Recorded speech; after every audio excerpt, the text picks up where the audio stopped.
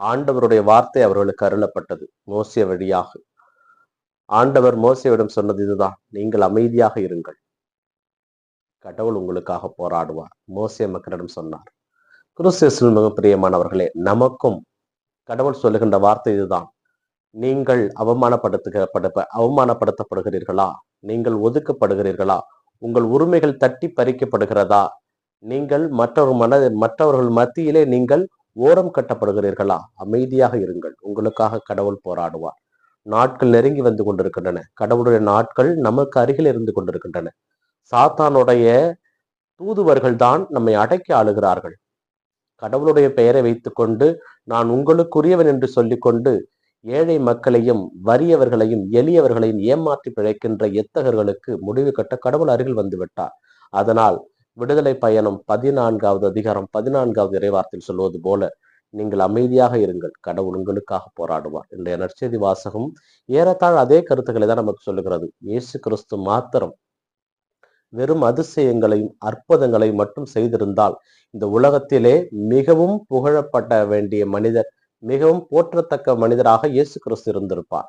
ஆனால் அவர் தவறி ஒரு வேலை செய்து விட்டார். உண்மைக்கு எதிராக சென்றவர்களை அடையாளம் காட்டினார். அது அரசனாக இருந்தால் என்ன, ஆண்டியாக இருந்தால் என்ன, மன்னனாக இருந்தால் என்ன, மறைநூல் அறிஞராக இருந்தால் என்ன, உண்மைக்கு எதிராக பேசியவர்களை அவர் தோலுரித்து காட்டினார்.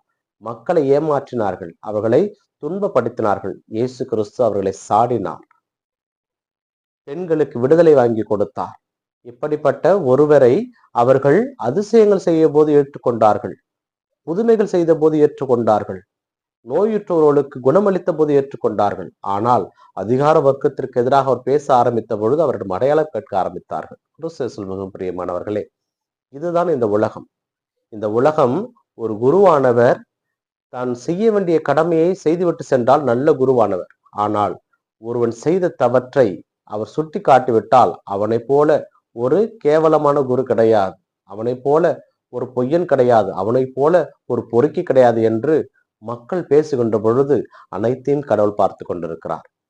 கடவுள் அந்த குருக்களுக்கும் இந்த நல்லவர்களுக்கும் சொல்லுகின்ற வார்த்தை, அமைதியாக இருங்கள், உங்களுக்காக நான் போராடுவேன்.